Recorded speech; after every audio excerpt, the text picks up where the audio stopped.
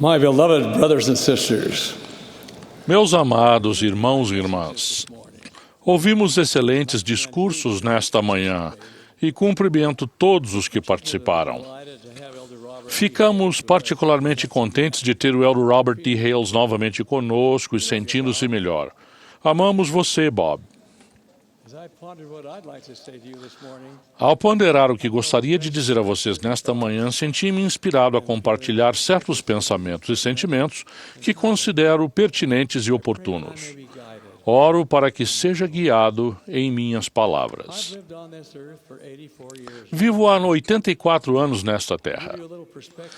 Para dar-lhes uma pequena perspectiva disso, nasci no mesmo ano em que Charles Lindbergh fez seu primeiro voo solo sem escalas de Nova York a Paris num monoplano de um único tripulante. Muita coisa mudou nos 84 anos que se seguiram. O homem já foi à Lua e voltou. Na verdade, a ficção científica de ontem se tornou a realidade de hoje.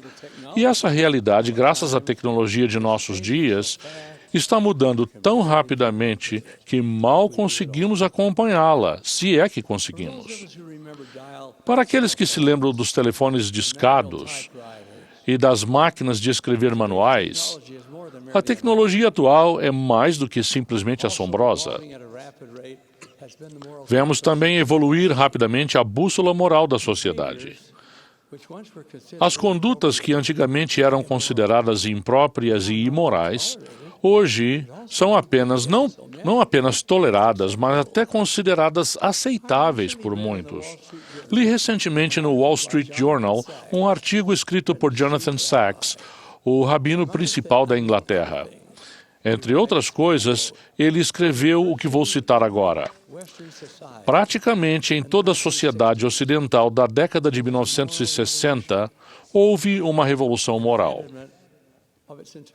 Um abandono de toda a ética tradicional de autocontrole. Os Beatles cantavam que só precisávamos de amor. O código moral judaico-cristão foi abandonado. Em seu lugar surgiu o ditado, faça o que lhe parecer melhor. Os 10 mandamentos foram reescritos, como as 10 sugestões criativas. O rabino Sacks prossegue lamentando: temos despendido nosso capital moral com o mesmo abandono irrefletido com que gastamos nosso capital financeiro. Há muitos lugares do mundo onde a religião é coisa do passado. E não há quem contra-ataque a cultura do compre, gaste, use, ostente, porque você merece. A mensagem é a de que a moralidade é uma coisa ultrapassada, a consciência é para os frouxos, e a ordem dominante é não se deixe apanhar. Fecho aqui a citação. Meus irmãos e irmãs, isso infelizmente descreve grande parte do mundo ao nosso redor. Será que nos afligimos com desespero e assombro, imaginando como vamos sobreviver num mundo como esse? Não. De fato, temos em nossa vida o Evangelho de Jesus Cristo. E sabemos que a moralidade não é coisa ultrapassada, que nossa consciência existe para nos guiar e que somos responsáveis por nossas ações. Embora o mundo tenha mudado, as leis de Deus permanecem constantes. Elas não mudaram e não vão mudar. Os 10 mandamentos são o que são, mandamentos. Não são sugestões. São tão obrigatórias hoje quanto eram quando Deus as deu aos filhos de Israel. Se apenas escutarmos, ouviremos o eco da voz de Deus, falando a nós, aqui e agora. Não terás outros deuses diante de mim. Não farás para ti imagem de escultura. Não tomarás o nome do Senhor teu Deus em vão.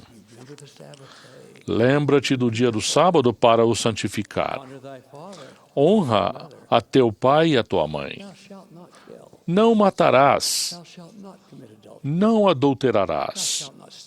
Não furtarás. Não dirás falso testemunho. Não cobiçarás. Nosso código de conduta é definitivo e não negociável. Encontra-se não apenas nos 10 mandamentos, mas também no Sermão da Montanha, que nos foi dado pelo Salvador quando andou na terra. Encontra-se em todos os seus ensinamentos e nas palavras da revelação moderna.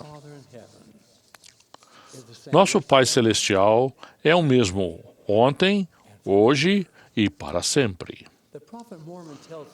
O profeta Mormon disse que Deus é imutável, de eternidade a eternidade. Neste mundo, em que quase tudo parece estar mudando, sua constância é algo em que podemos confiar. Uma âncora a qual podemos nos agarrar e permanecer seguros, para que não sejamos arrastados a mares não cartografados. Pode parecer-lhes às vezes que as pessoas do mundo estão se divertindo mais do que vocês. Alguns de vocês talvez se sintam restringidos pelo código de conduta que seguimos na igreja. Meus irmãos e irmãs, declaro a vocês, porém, que nada pode trazer mais alegria para a nossa vida ou mais paz para a nossa alma do que o Espírito que podemos sentir quando seguimos o Salvador e guardamos os mandamentos. Esse Espírito não pode estar presente nos tipos de atividades das quais tantas pessoas do mundo participam. O apóstolo Paulo declarou esta verdade: o homem natural não compreende as coisas do Espírito de Deus, porque lhe parecem loucura, e não pode entendê-las, porque elas se discernem espiritualmente. O termo homem natural pode referir-se a qualquer um de nós, se nos permitirmos ser assim. Precisamos estar vigilantes num mundo que se afastou tanto das coisas espirituais. É essencial que rejeitemos tudo aquilo que não condiz com nossos padrões, recusando-nos a desistir daquilo que mais desejamos, a vida eterna no reino de Deus. As tempestades ainda vão bater em nossa porta de tempos em tempos, porque elas são parte inevitável de nossa vida na mortalidade. No entanto, estaremos mais bem equipados para lidar com elas, para aprender com elas e para vencê-las, se tivermos o Evangelho em nosso cerne e o amor do Salvador no coração. O profeta Isaías declarou: e o efeito da justiça será paz, e a operação da justiça, repouso e segurança para sempre. Como um meio de estar no mundo, mas não ser do mundo, é necessário que nos comuniquemos com nosso Pai Celestial por meio da oração. Ele deseja que façamos isso e sempre vai responder às nossas orações.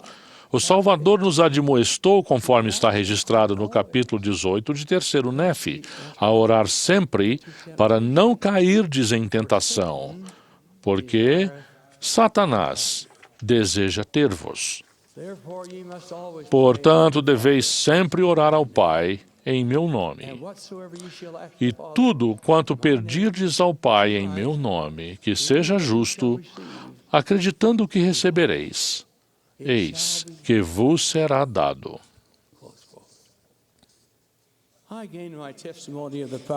Adquiri meu testemunho do poder da oração Quando tinha por volta de 12 anos de idade, eu havia trabalhado arduamente para ganhar algum dinheiro e conseguir economizar $5. Isso foi na época da Grande Depressão, quando $5 era uma quantia significativa de dinheiro, especialmente para um menino de 12 anos. Entreguei todas as minhas moedas, que somavam $5, para o meu pai, e ele me deu em troca uma nota de $5. Sei que havia algo específico que eu planejava comprar com os $5. Embora, após tantos anos, eu não consiga lembrar o que era. Lembro apenas quão importante aquele dinheiro era para mim. Na época, não tínhamos nossa própria máquina de lavar. Por isso, minha mãe enviava todas as semanas para a lavanderia as nossas roupas que precisavam ser lavadas. Depois de alguns dias, um fardo que chamávamos de roupa molhada nos era devolvido e minha mãe pendurava as peças no varal para secar. Eu tinha enfiado minha nota de $5 no bolso de minha calça jeans. E como vocês provavelmente já adivinharam, ela foi enviada para a lavanderia com o dinheiro ainda no bolso.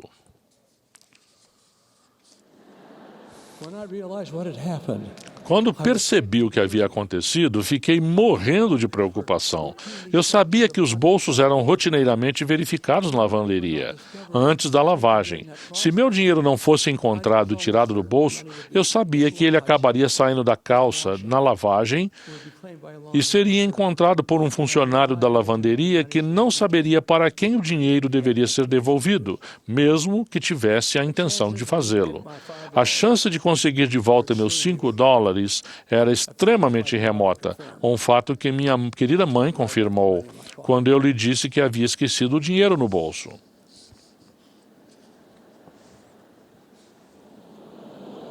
I paused. I wanted that money. Eu queria aquele dinheiro. I needed that money. Precisava dele. Tinha trabalhado arduamente para ganhá-lo. Percebi que só havia uma coisa que eu podia fazer. Em meu desespero, voltei-me para o meu Pai Celestial e implorei a Ele que de alguma forma mantivesse meu dinheiro seguro naquele bolso até que a roupa molhada fosse devolvida. 2 longos dias mais tarde, quando vi que estava na hora do caminhão de entrega trazer nossas roupas lavadas, sentei-me à janela para esperar. Quando o caminhão parou junto à calçada, meu coração batia forte. Assim que as roupas molhadas chegaram, agarrei meus jeans e corri para o quarto. Procurei no bolso com as mãos tremendo. Como nada encontrei de imediato, achei que tudo estava perdido. Foi então que toquei com os dedos aquela nota de $5 molhada. Quando a tirei do bolso, senti uma onda de alívio tomar meu corpo. Fiz uma oração sincera de gratidão a meu Pai Celestial, porque sabia que Ele havia atendido a minha oração. Desde aquela época, recebi inúmeras respostas a orações. Não se passou um só dia sem que eu me comunicasse com meu Pai Celestial por meio da oração. É um relacionamento que valorizo muito e literalmente ficaria perdido sem ele. Se vocês não têm esse tipo de relacionamento com seu Pai Celestial, peço que se empenhem em atingir esse objetivo. Ao fazer isso, terão direito à sua inspiração e orientação na vida. Algo de que todos necessitamos, se quisermos sobreviver espiritualmente em nossa peregrinação na Terra. Tal inspiração e orientação são dádivas que Ele nos concede livremente, se apenas as buscarmos. Que tesouros elas são! Sempre me sinto humilde e grato quando meu Pai Celestial se comunica comigo por meio de sua inspiração. Aprendi a reconhecê-la, a confiar nela e a segui-la.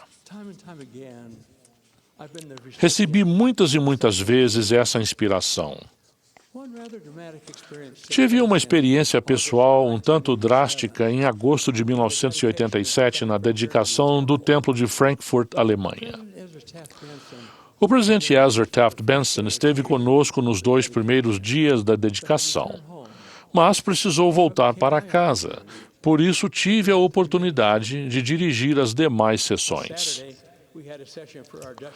No sábado, tivemos uma sessão para os nossos membros holandeses que estavam no distrito do Templo de Frankfurt. Eu conhecia bem um dos nossos mais notáveis líderes da Holanda, o irmão Peter Morek. Pouco antes da sessão, tive a nítida inspiração de que o irmão Morek deveria ser chamado para falar aos seus conterrâneos holandeses durante a sessão, e que, de fato, ele deveria ser o primeiro orador. Como não o vira no templo naquela manhã, passei um bilhete para o elder Carlos Yessey, nosso presidente da área, perguntando se Peter Morek estava presente na sessão. Pouco antes de me levantar para começar a sessão, recebi de volta um bilhete do elder Yessey, indicando que o irmão Morek não estava presente, que ele estava envolvido com outra atividade que pretendia assistir à sessão dedicatória do templo no dia seguinte, com as estacas de militares. Quando fui ao púlpito para dar as boas-vindas às pessoas e delinear o programa, senti novamente a inconfundível inspiração de que poderia anunciar Peter Morek como o primeiro orador. Aquilo ia contra todos os meus instintos, pois acabara de ouvir do elder Yessey que o irmão Morek definitivamente não estava no templo. No entanto, confiando na inspiração, anunciei o número musical do coro, a oração, e depois indiquei que o primeiro orador seria o irmão Peter Morek. Ao voltar para o meu lugar, olhei para o elder Yessey.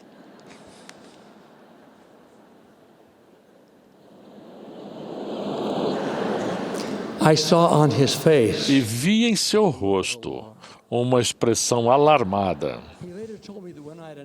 Mais tarde, ele me disse que quando anunciei o irmão Morek como primeiro orador, ele mal pôde acreditar no que ouvira. Disse que sabia que eu havia recebido seu bilhete e que realmente o tinha lido. E não puderam entender por que eu, então, havia anunciado o irmão Morek como orador, sabendo que ele não estava em lugar algum do templo.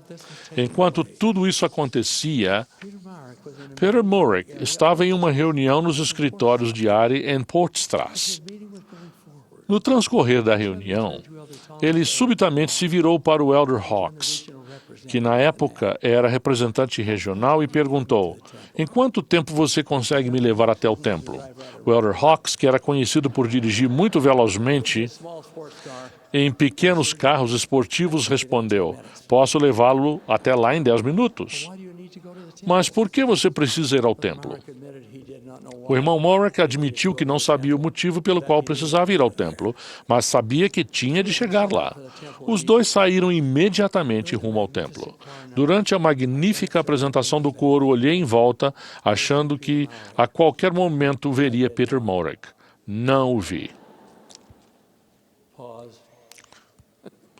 Esperei. Por incrível que pareça, não me senti alarmado. Tive uma serena e inegável certeza de que tudo daria certo.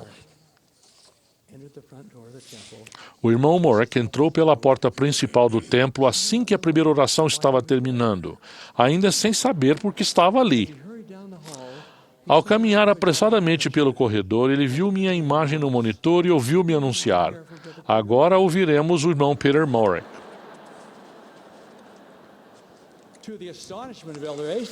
Para assombro do elder Yessey, Peter Morek imediatamente entrou no salão e assumiu seu lugar no púlpito.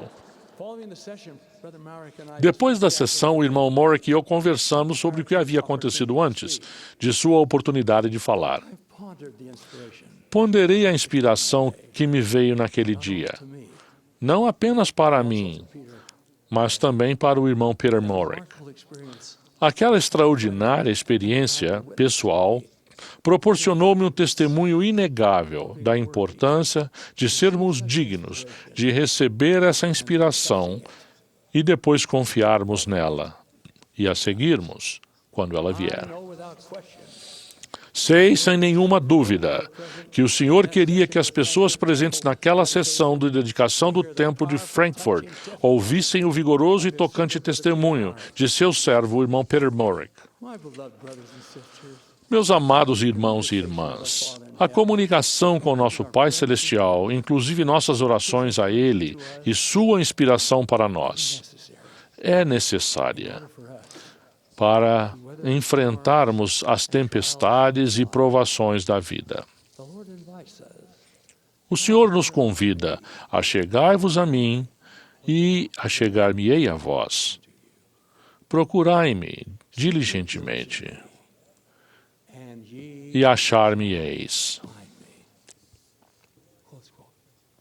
As we do so, Ao fazer isso, His Spirit sentiremos seu Espírito em nossa vida, desire and the courage dando-nos o desejo e a coragem de permanecer firmes e fortes em retidão, holy places. permanecer em lugares santos e não ser movidos. Change swirl around us. Ao ver os ventos da mudança soprarem a nosso redor e a fibra moral da sociedade continuar a se desintegrar diante de nossos olhos, lembremo-nos das preciosas promessas do Senhor aos que confiam nele. Fear thou not, Não temas, I am with thee. porque eu sou contigo. Dismayed, Não te I am assombres, thy God. porque eu sou o teu Deus. Eu te fortaleço e te ajudo Yea, I will uphold thee. e te sustento Right hand, com a destra da minha justiça. close quote. What a promise. Que promessa! May such be our blessing. Que essa seja a nossa bênção. We pray. Oro sinceramente no sagrado nome Our Lord and Savior. de nosso Senhor e Salvador, Jesus Cristo. Amém.